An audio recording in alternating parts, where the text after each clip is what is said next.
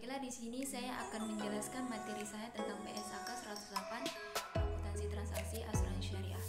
Asuransi syariah merupakan asuransi yang memiliki prinsip sesuai dengan syariat Islam, yaitu dengan menolong antar peserta, di mana prinsip ini meminta seluruh dari peserta asuransi untuk berkontribusi ke dana tabaru.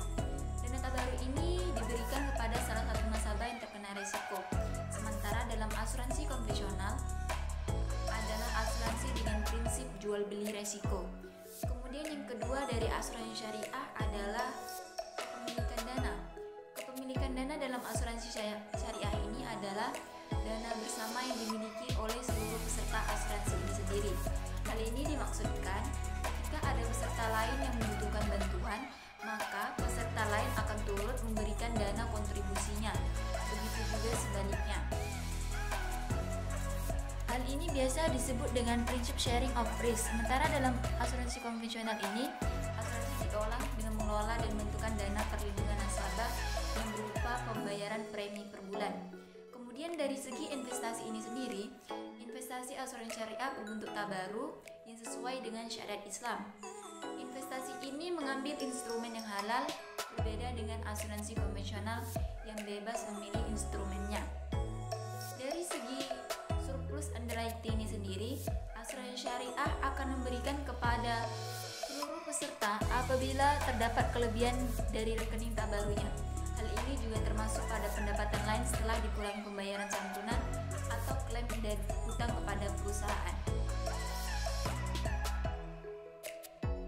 Asuransi syariah merupakan sistem menyeluruh di mana menyuruh pesertanya untuk mendonasikan atau mentabarukan sebagian atau seluruh kontribusinya yang digunakan untuk membayar klaim atas resiko tertentu akibat musibah pada jiwa atau badan atau benda yang dialami oleh peserta yang berhak. Donasi tersebut merupakan donasi dengan syarat tertentu dan merupakan milik peserta secara kolektif, bukan merupakan pendapatan dari si entitas pengelola ini. Akad yang digunakan dalam asuransi syariah adalah akad tabaru dan akad tijari. Akad tabaru digunakan di antara para peserta, sedangkan akad tijari digunakan antara peserta dengan entitas pengelola atau perusahaan asuransi ini.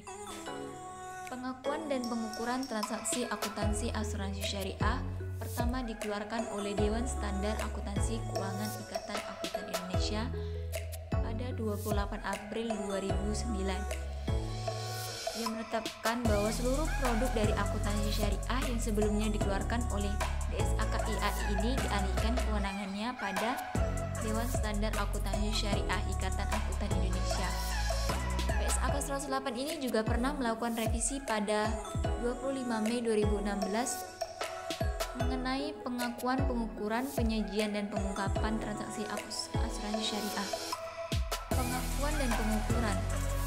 Pengakuan awal, kontribusi peserta ini diakui sebagai pendapatan dana tabaru dengan ketentuan untuk akad asuransi syariah jangka pendek. Kontribusi peserta diakui sebagai pendapatan dana tabaru sesuai periode akad asuransi. Untuk akad asuransi syariah jangka panjang, kontribusi peserta diakui sebagai pendapatan dana tabaru. Pada saat jatuh tempo, pembayaran dari peserta juga diakui sebagai dana investasi mudharabah, mushtarakah, dan dana investasi wakalah.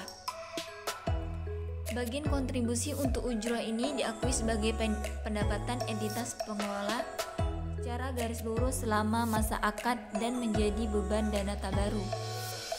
Biaya akuisisi diakui sebagai beban entitas pengelola selaras dengan pengakuan pendapatan ujrah tersebut.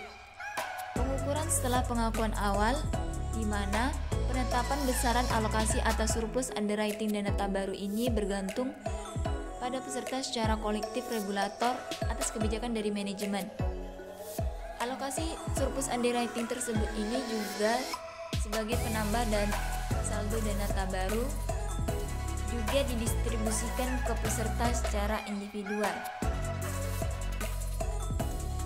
Bagian surplus underwriting dana tabaru yang dialokasikan ke entitas pengelola juga diakui sebagai pendapatan dari si entitas pengelola. Surplus underwriting dan data baru yang dilakukan ke peserta ini disajikan dalam liabilitas. Penyajian dan pengungkapan.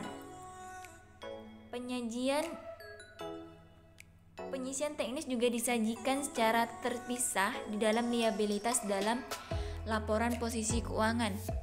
Saldo dana baru dan saldo dana investasi peserta disajikan di dana peserta yang terpisah dari liabilitas dan ekuitas dalam laporan posisi keuangan. Pengungkapan. Di sini entitas pengelola mengungkapkan bahwa memungkinkan pengguna laporan keuangan untuk mengevaluasi sifat dan luas risiko yang timbul dari akad asuransi syariah terhadap dana baru. Ketentuan transisi PSAK 108 ini juga diterbitkan pada tahun 2009 dan diterapkan secara retrospektif. Tanggal efektif ini juga pernah revisi atas pernyataan ini pada tahun 2016, berlaku secara efektif untuk periode tahun buku yang dimulai pada atau setelah tahun 2017.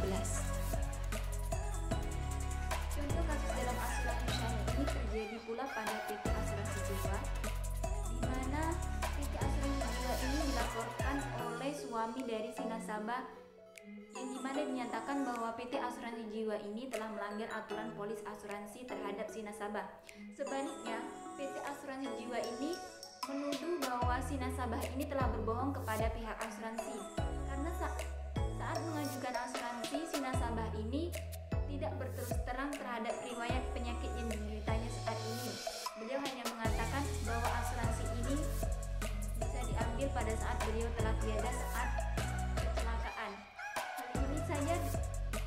Hal ini tentu saja membuat PT Asuransi Jiwa marah dan melaporkan balik suami si nasabah ini. Oke, dari kesimpulan ini kita bisa ambil hikmahnya bahwa teman-teman, karena saat kita mengajukan asuransi ini, diberikan kita lebih transparan kepada PT Asuransi Jiwa. Karena mengapa? Supaya tidak terjadi kesalahpahaman di kemudian harinya yang menyebabkan si PT Asuransi Jiwa ini menggugat atau saling terjadi kesalahpahaman. Sekian dari saya. Mungkin lebih dan kurangnya saya mohon maaf. Saya akhiri. Wassalamualaikum warahmatullahi wabarakatuh. Jangan lupa like, comment, share, dan subscribe. Dadah.